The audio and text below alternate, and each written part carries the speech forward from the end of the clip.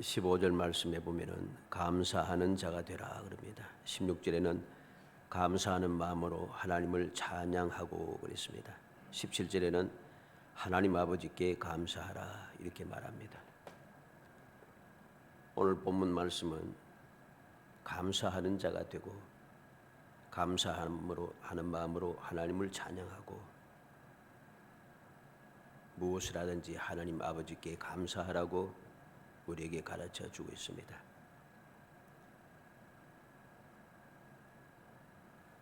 이 감사가 무엇입니까? 감사는 말로만 하는 감사합니다 라고 하는 것, 이 감사가 아닙니다. 오늘 우리가 하나님 앞에 드리는 이 예배도 역시 감사가 됩니다. 예배가 무엇입니까?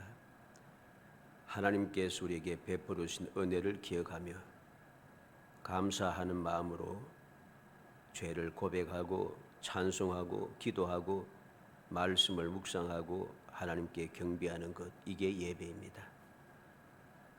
그러므로 예배는 처음부터 끝까지 감사하는 마음으로 드려야 하는 것이죠.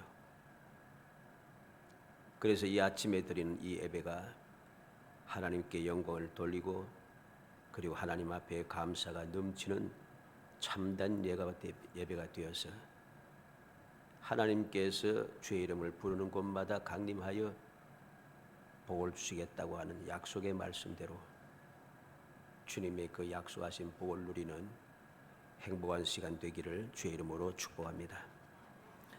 예수를 믿는 사람들은 이렇게 이 세상의 삶 자체가 감사가 되어야 됩니다. 왜 감사할 수밖에 없는가?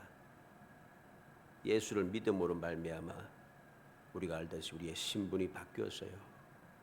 죄인이었던 내가 예수 그리스도의 십자가의 복음을 믿음으로 죄 사함 받고 의인이 되었습니다. 죄의 종노를 하던 내가 하나님의 자녀가 되었습니다.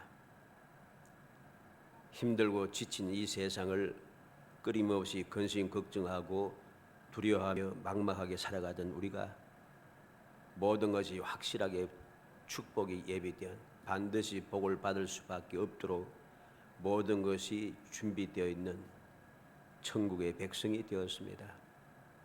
그러니 우리는 감사할 것밖에 없는 거죠. 그래서 믿음의 사람들은 항상 감사하며 살아가야 하는 것입니다. 감사가 없는 사람은 믿음의 사람이라고 말할 수가 없는 것입니다. 그래서 오늘은 감사하는 제목을 가지고서 어떻게 감사하는가? 오늘 우리가 15절, 16절, 17절의 말씀을 보면서 감사하는 사람은 어떻게 살아가는지 살펴보려고 합니다. 먼저 예수를 믿는 사람들은 감사하는 사람이 되어야 합니다. 15절에 있는 대로 그리스도의 평강이 너희 마음을 주장하게 하라. 너희는 평강을 위하여 한 몸으로 부르심을 받았나니 너희는 또한 감사하는 자가 되라. 감사하는 자가 되라 했습니다. 예수 믿는 사람은 감사하는 사람이 되어야 되는 것이죠. 그러면 이렇게 감사하는 사람이 되기 위해서 무엇이 필요하겠습니까? 그리스도의 평강이 너희 마음을 주장하게 하라 그랬습니다. 내가 감사하는 그리스도인으로서 예수 믿는 사람으로 올바르게 살아가기 위해서는 항상 감사할 수 있는 자세가 준비가 되어 있어야 한다는 소리입니다. 그 준비가 무엇이겠습니까? 그리스도의 평강이 우리의 마음을 주장해야 한다는 거죠. 주장한다는 이 말은 심판의 역할을 한다는 것입니다. 모든 경기는 심판이 주관하게 되어 있죠. 심판이 멈추기도 하고 계속하기도 하고 심판의 결정에 의하여서 이기기도 하고 지기도 하고 모든 주관하는 것이 심판이라는 것입니다. 우리가 감사하는 사람이 되기 위해서는 바로 예수 그리스도의 평강이 우리의 마음을 주관하게 만들어야 합니다. 예수 그리스도의 평강이 내 마음, 내 생각, 내 삶을 온전히 주장하지 못하게 되면은 우리는 감사하는 삶을 살 수가 없습니다. 감사하려고 해도 감사하지 않는 조건이 너무 많다는 것입니다. 주님의 평강이 내 마음을 조장하지 않고 우리가 살아가는데 지금 이 순간에 우리가 감사가 될 것인가? 왜 우리는 이렇게 힘든가? 왜 이렇게 어려운가? 왜 이렇게 답답한가? 왜 이렇게 잘 되지 않는가? 불평할 게 많습니다. 그러나 예수 그리스도의 평강이 내 마음을 주장하기 시작하면은 그때부터는 감사한 자가 됩니다. 주님께서는 세상에 계실 때 뭐라고 했습니까? 작은 자들을 무려 두려워하지 말라 하십니다. 주님께서는 어린 소자 하나도 귀하게 여기시면서 어린 소자에게 냉수 한 그릇 대접하는 자에게 하늘의 상이 반드시 있다고 말씀하십니다. 어린 소자 하나를 실족해 하면은 화가 있다고 말씀하십니다. 우리는 기억하고 또 기억해야 됩니다. 그리스도의 평강 우리의 마음을 주장해야 할 때에 비로소 우리는 감사하는 사람이 될 수가 있다는 것입니다. 그러면 왜 감사해야겠습니까? 평강을 위하여 한 몸으로 부르심을 받는 날이 그랬습니다. 우리는 감사해야 될 이유가 예수 그리스도의 평강이 내 마음을 주장하게 해야 할 이유가 무엇이냐? 그러한 사람이 되게 하기 위해서 우리는 부름을 받았다는 것입니다. 어떻게 한 몸으로? 로마서 12장 5절에 우리 많은 사람이 그리스도 안에서 한 몸이 되어 서로 지체가 되었느니라. 모든 믿음의 사람들은 제 각각이 아닙니다. 그리스도 안에서 한 몸이 되어 서로가 지체가 되었다. 고린도전서 12장 27절에는 너희는 그리스도의 몸이요 지체의 각 부분이라. 우리가 이렇게 그리스도 안에서 한 몸이 되고 그리스도 안에서 한 지체의 각 부분이 된 이유가 무엇입니까? 주님께서 하나님과 나 사이에 계셔서 우리에 대해서 중보하심으로 하나님과 더불어 화목하게 되었습니다. 다시 말해서 평강을 내가 얻게 되었다는 것입니다. 평강의 사람이 되기 위해서 주님 주시는 평화를 누리기 위하여서 주님 약속하신 세상에 주는 것 다른 그 평안한 삶을 살게 하기 위해서 주님께서 우리를 부르셨다는 것이죠. 그러므로 우리는 감사하는 사람이 되어야 하는 것입니다. 두 번째로 예수 믿는 사람들은 감사하는 마음으로 하나님을 찬양하는 그런 사람이 되어야 합니다. 그냥 마음대로 그냥 말로만 감사하려고 하면 감사가 되지 않아요. 그리스도의 평강이 내 마음을 주장하게 하고 평강의 사람으로 나를 부름을 받았기 때문에 나는 감사해야 된다. 이렇게 하고 싶은데 이게 계속 이어지지 않는다는 것입니다. 그러면 계속 이어지는 삶을 살기 위해서 무엇이 필요합니까?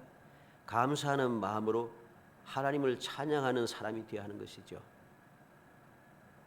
너희는 감사하는 자가 되라 했지 않습니까? 15절에서 감사하는 자가 되었으면 이제부터는 마음으로 계속해서 하나님을 찬양하는 생활을 해야 한다는 것입니다. 그래서 16절에 그리스도의 말씀이 너희 속에 풍성히 거하여 모든 지혜로 피차 가르치며 권면하고 시와 찬송과 신령한 노래를 부르며 감사하는 마음으로 하나님을 찬양하고 그랬습니다. 시편 30편 11절로 12절에 주께서 나의 슬픔이 변하여 내게 춤이 되게 하시며 나의 베옷을 벗기고 기쁨으로 띄우셨나이다. 이는 잠잠하지 아니하고 내 영광으로 주를 찬송하게 하시미니 여호와 나의 하나님이여 내가 주께 영원히 감사하리이다. 시편 기자는 슬픔이 변하여 춤추게 되고 춤이 되고 베옷을 벗기고 기쁨으로 띄우셨다고 합니다. 왜 이렇게 하셨는가?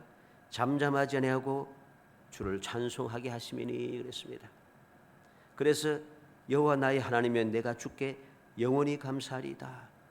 다윗은 영원히 감사하기 위해 잠잠하지 않고 계속해서 찬송하게 그렇게 하도록 하기 위해서 내게 은혜를 베푸셨다는 것입니다. 우리는 이 사실을 기억해야 됩니다. 왜 내가 감사하는 사람이 되어야 되는가? 하나님을 찬양하는 사람이 되도록 하나님께서 나를 택하여 부르셨기 때문입니다. 그래서 이러한 삶을 살기 위해서는 감사하는 마음으로 하나님께 찬양하기 위해서 무엇이 필요하겠습니까? 그리스도의 말씀이 너희 속에 풍성히 거하여 그랬습니다. 주님의 말씀이 내 속에 풍성히 거해야 됩니다. 주의 말씀이 내 속에 풍성히 거할 때에 다른 것에 잡다한 생각, 잡다한 그 이슬 잡다한 세상의 지식으로 가득 채워지고 사람의 여러 가지 주위에 일어나는 여러 가지 풍문을 내 속에 가득 채워두게 되면은 우리는 감사 찬양하는 마음이 생기지 않습니다. 찬양할 거리가 없다는 소리죠. 주위에 들려오는 소문들이 무슨 소식들은 어떤 소식들입니까? 내가 감사할 수 있는 그런 소식들입니까? 감사하지 못할 소식들이 가득 차 있습니다. 그런데 우리가 어떻게 하면은 이러한 세상에서 감사하는 삶을 살 수 있습니까? 그리스도의 말씀이 우리 속에 풍성히 거해야 된다. 주님의 말씀이 내 속에 가득 채워져서 불평하고 원망하고 두려워하고 걱정할 것들이 들어올 틈이 없게 만들어야 한다는 소리죠. 주님의 말씀이 내 속에 풍성하게 거하면은 누가복음 17장 16절로 19절에 보면 예수의 발 아래 엎드려 감사하니 그는 사마리아 사람이라. 예수께서 대답하여 이르시되 10사람이 다 깨끗함을 받지 아니하였느냐? 그 9은 어디 있느냐? 이 이방인 외에는 하나님께 영광을 돌리러 돌아온 자가 없느냐 하시고 그에게 이르시되 일어나 가라. 내 믿음이 너를 구원하였느니라. 10사람의 문둥병자가 주님께 나와서 고침을 받았습니다. 그런데 돌아와서 감사하는 사람은 주님 말씀대로 이방인 한 사람, 사마리아 사람밖에 없다고 했습니다. 이방인 외에는 하나님께 영광을 돌리러 돌아온 자가 없느냐? 이 말이 무슨 말입니까? 하나님의 은혜를 잊지 않고 감사하며 살아야 되는 것, 이것이 율법의 가르침입니다. 구약 성경이 계속해서 가르치는 것이 무엇입니까? 항상 하나님 앞에 감사함으로 나와서 경배하고 감사함으로 제물을 드리고 감사함으로 주님을 경배하고 감사함으로 주를 섬기고, 항상 성경은 그렇게 가르쳐 줍니다. 그런데 믿음의 사람, 유대인이라고 하는 그 사람들이, 하나님의 성도라고 하는 사람들 9명은 단 한 사람도 하나님께 영광을 돌리고 하나님께 감사하는 사람이 없더라는 것이죠. 이 무슨 말입니까? 하나님의 말씀이 그들의 속에 없다는 소리입니다. 하나님의 말씀이 그들의 속에 없으니까 은혜를 받고도 감사할 줄을 모르는 것이죠. 하나님의 말씀이 마음속에 가득 찬 사람들은 조그만 은혜를 받고도 또 은혜를 사모하며 감사하게 되는 것입니다. 이스라엘 백성들은 약속의 땅을 정탐하고 돌아온 사람들의 10사람의 말을 듣고 밤새도록 울면서 원망하고 불평하며 애굽으로 돌아가자 하고 모세와 아론들을 돌로 쳐 죽이겠다고 덤비들기 시작합니다. 왜 그렇습니까? 은혜를 감사하지 못하기 때문입니다. 주님께서 이제까지 함께 하시는 그 약속의 말씀, 주님께서 함께 역사하셨던 그 은혜 전혀 생각지 않기 때문에 믿음이 없는 그들은, 주님의 말씀이 전혀 마음속에 하나도 없는 그들은 원망하고 불평할 수밖에 없다는 것이죠. 감사가 나오지 않습니다. 데살로니가전서 5장 18절에 범사에 감사하라, 이것이 그리스도 예수 안에서 너희를 향하신 하나님의 뜻이라고 했습니다. 범사라고 하는 말이 무슨 말입니까? 모든 상황과 환경에서 그런 의미가 됩니다. 어떤 상황, 어떤 환경에서든지 감사하라는 소리입니다. 우리는 항상 명심해야겠습니다. 모든 지혜로 피차 가르치며 권면하고 시와 찬송과 신령한 노래를 부르며 우리가 하나님 앞에 감사하는 마음으로 찬양하기 위해서는 주님의 말씀이 내 속에 가득 채워져야 되고, 모든 지혜로 피차 가르치며 권면하고 서로 실족하지 않도록, 감사가 사라지지 않도록 서로 간에 가르치고 서로 권면하고 서로 도와줘야 한다는 소리입니다. 시와 찬송과 신령한 노래를 부르며 끊임없이 찬송이 이어져야 한다는 소리입니다. 세 번째로, 예수 믿는 사람들은 무엇을 하든지 하나님 아버지께 감사하는 사람이 되어야 됩니다. 17절에 또 무엇을 하든지 말이나 일이나 다 주 예수의 이름으로 하고 그를 힘입어 하나님 아버지께 감사하라.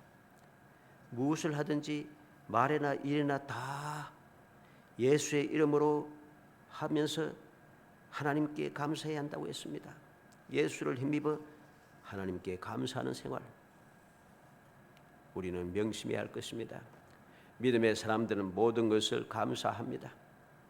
이미 받은 복을 인하여 감사하고 택하여 주신 것을 감사하고 예수 믿어 구원받게 된 것을 감사하고 그동안 받은 복을 인하여 감사하고 현재 누리고 있는 은혜를 감사하며 한 걸음 더 나아가서 앞으로 하나님께서 계속해서 함께하여 주실 은혜와 축복을 믿고 하나님께서 가장 좋은 길로 인도해 주실 것도 믿고 모든 것이 합력하여 선을 이룰 줄 믿고 여호와의 일에 축복을 주실 줄을 믿고 모든 것을 감사하게 되는 것, 이게 믿음의 사람들이 이 세상을 살아가는 모습이라는 것입니다. 믿음이 있는 사람은 어떤 상황, 어떤 환경에서도 감사를 잃지 않는다는 것이죠. 우리는 말씀을 보면서 무엇이 우리를 감사하게 하는지 다시 한번 생각하게 됩니다. 40일간 같은 지역을 함께 12명의 사람이 정탐꾼으로서 약속의 땅을 돌아다녔지만은 똑같이 보고 똑같이 행동하고 똑같이 모든 것을 느끼고 보았습니다. 그런데 10명의 정탐꾼과 2명의 정탐꾼은 전혀 달랐습니다. 결과가 달라요. 10명의 사람들은 우리는 메뚜기고 저들은 대장부라, 우리는 도저히 들어갈 수가 없다, 우리는 그것에 가면 망할 것이다. 여호수아 갈렙 두 사람 뭐라 합니까? 저들은 우리의 밥이라, 하나님이 우리와 함께 하시고 그들의 신은 저들을 떠났다, 우리가 들어가면 반드시 차지한다. 왜 이렇습니까? 믿음의 차이죠. 믿음이 있고 없고의 차이입니다. 믿음이 있는 사람은 모든 것이 감사가 되는 거죠. 믿음이 없는 10사람은 하나님의 약속을 믿지 아니하고 함께 하시는 하나님을 믿지 않고 하나님께서 날마다 역사하시는 하나님, 눈앞에 보이는 하나님을 믿지 않고 있으니까 원망과 불평이 일어나기 시작하고 도저히 이루어질 수 없다고 그들은 절망하고 그렇게 모든 사람들 부추겨서 멸망의 자리로 끌고 가버린다는 것입니다. 얼마나 놀라운 일입니까? 이 10사람이 그 수백만의 이스라엘 백성들을 다 멸망으로 이끌어 가버립니다. 고통의 길로 이끌어 가버립니다. 소망이 없는 길로 끌어가 버립니다. 밤새도록 울며 통곡하게 만들어 버립니다. 우리는 다윗과 함께한 600명의 사람들을 기억하게 됩니다. 모든 가족들과 재물들을 아말렉에게 빼앗긴 600명과 다윗을 봅니다. 그들은 똑같은 상황이에요. 상황이 다르지 않아요. 그런데 600명은 통곡하면서 화를 내고 절망하면서 다윗을 돌로 쳐 죽이다 합니다. 그런데 한 명 다윗은 어떠합니까? 믿음 있는 다윗은 크게 다급하였으나 하나님께 무릎 꿇고 기도합니다. 어떻게 역사가 일어납니까? 믿음의 사람들에게 통하여서 역사는 일어나게 되는 것이죠. 진정한 감사는 믿음에서 나오는 것이지 환경이나 상황에서 나오는 것이 절대 아닌 것을 알게 됩니다. 똑같은 조건에서 믿음에 따라 불평할 수도 있고 감사할 수도 있다는 사실을 알아야 됩니다.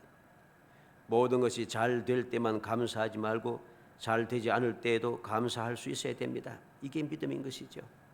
그래서 빌립보 4장 11절로 13절에 보면 내가 궁핍함으로 말하는 것이 아니라 어떠한 형편이든지 나는 자족하기를 배웠나니 나는 비천에 처할 줄도 알고 풍부에 처할 줄도 알아 모든 일 곧 배부름과 배고픔과 풍부와 궁핍에도 처할 줄을 아는 일체의 비결을 배우느라 내게 능력 주신 자 안에서 내가 모든 것을 할 수 있느니라. 바울 사도는 능력 주신 안에서 모든 것을 할 수 있답니다. 왜? 일체의 비결을 배웠기 때문입니다. 잘 될 때만 하는 것이 아니라는 소리지요. 나는 비천에 처할 줄도 알고 풍부에 처할 줄도 알고 모든 일 곧 배부름과 배고픔과 풍부와 궁핍에 처할 줄도 아는 일체의 비결을 배웠다는 것이죠. 그러한 모든 상황 속에서 한 가지 무엇이 중요합니까? 능력 주신 자 안에서 내가 모든 것을 할 수 있느니라.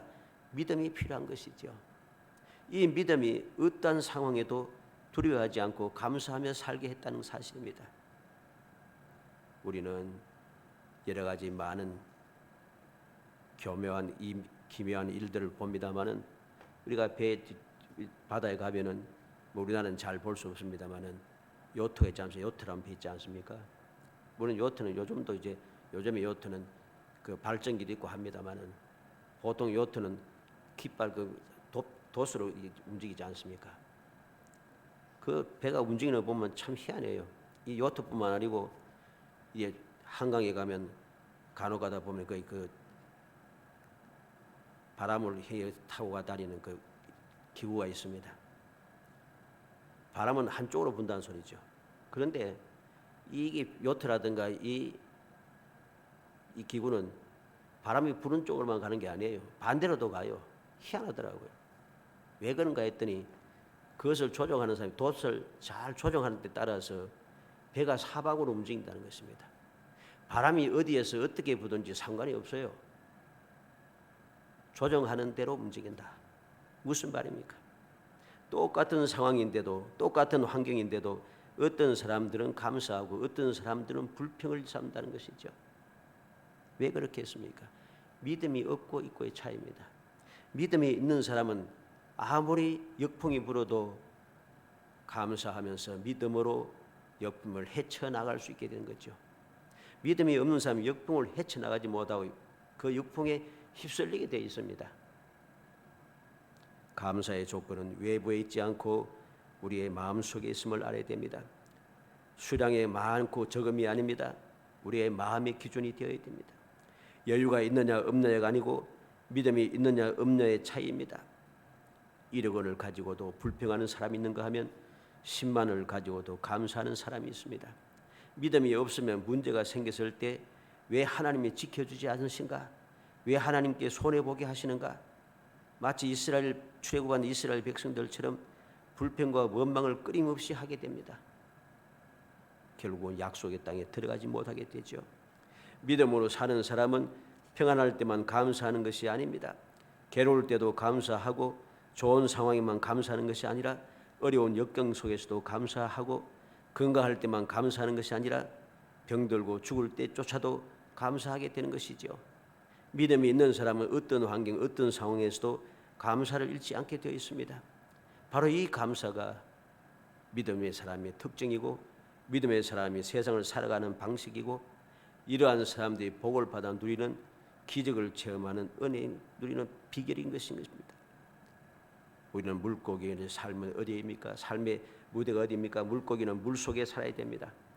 왜냐하면 그 물속에 먹이가 있고 그 물속에 집도 있고 가족도 있고 무리가 있고 원수도 있고 친구도 있고 삶의 모든 것이 물속에 있습니다. 물고기는 물을 떠나서는 살 수 없습니다. 마찬가지로 성도의 현재의 삶의 무대는 이 세상인 것입니다. 이 세상에는 좋은 것도 있고 나쁜 것도 있고 이익이 되는 것도 있고 손해가 되는 것도 있고 도움이 되는 것도 있고 방해가 되는 것도 있고 심지어는 원수도 있습니다. 그렇다고 해서 세상을 떠나 살 수는 없습니다. 이런 세상일지라도 믿음의 사람들에게는 언제나 함께 인도하시고 보호하시며 도움을 주시고 채워주시며 이기게 하시는 전지전능하신 하나님 아버지가 계시고 중보자 되시는 예수 그리스도께서 계시고 우리를 돕는 보혜사 되시는 성령께서 함께 하십니다. 어떤 상황 어떤 환경에도 겁낼 것이 없다는 것이죠. 전지전능하신 하나님께서는 때를 따라 내게 좋을 때만 함께하는 게 아닙니다. 좋지 못할 때도 절망적인 순간에도 하나님은 함께 하신다는 것이죠. 그래서 히브리서 11장 1절로 2절에 보면 믿음은 바라는 것들의 실상이요 보이지 않는 것들의 증거니 선지들이 이로써 증거를 얻었느니라 그랬습니다.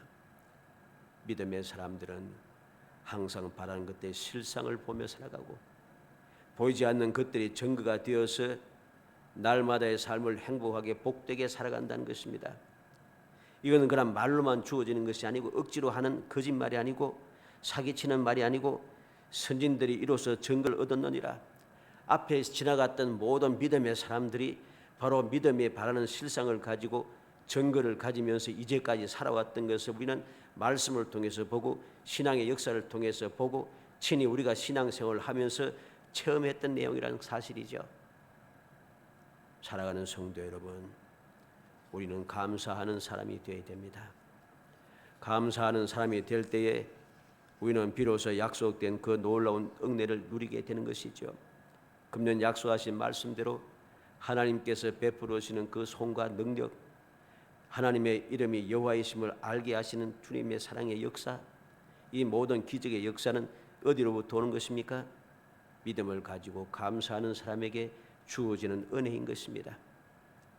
믿음으로 가지고 감사하지 않는 사람은 결코 믿음이 있다고 말할 수가 없고, 믿음이 없는 사람은 감사하지 못하고, 감사하지 못한 사람들은 약속하신 은혜를 누릴 수가 없음을 잊어서는 안 되는 것입니다. 디모데전서 1장 12절로 13절에 나를 능하게 하신 그리스도 예수 우리 주께 내가 감사함은 나를 충성되이 여겨 내게 직분을 맡기심이니 내가 전에는 회방자요 핍박자요 포행자였으나 도리어 긍휼을 입은 것은 내가 알지 아니할 때에 믿지 아니할 때에 알지 못하고 행하였습니다. 바울 사도는 하나님 앞에 감사하다는 것입니다. 왜? 나를 충성되이 여겨 직분을 맡겨주셨다는 것입니다. 직분을 맡겨주셔서 당연히 감사하지, 그렇지? 아닙니다. 바울 사도가 직분을 주셨다고 하는 것, 충성되게 직분을 주셨다고 하는 것은 단순하게 내가 사도의 직분을 받았다는 말이 아닙니다. 우리는 말씀을 통해서 바울 사도가 사도의 직분, 주님을 만나고 나서부터 어떤 역사가 시작되었습니까? 고난의 역사가 시작되었습니다. 죽을 때까지 고난이 계속 이어졌습니다. 그 어떤 믿음의 사람보다 더 많은 고난을 당했습니다. 그런데도 그는 감사하다는 거죠.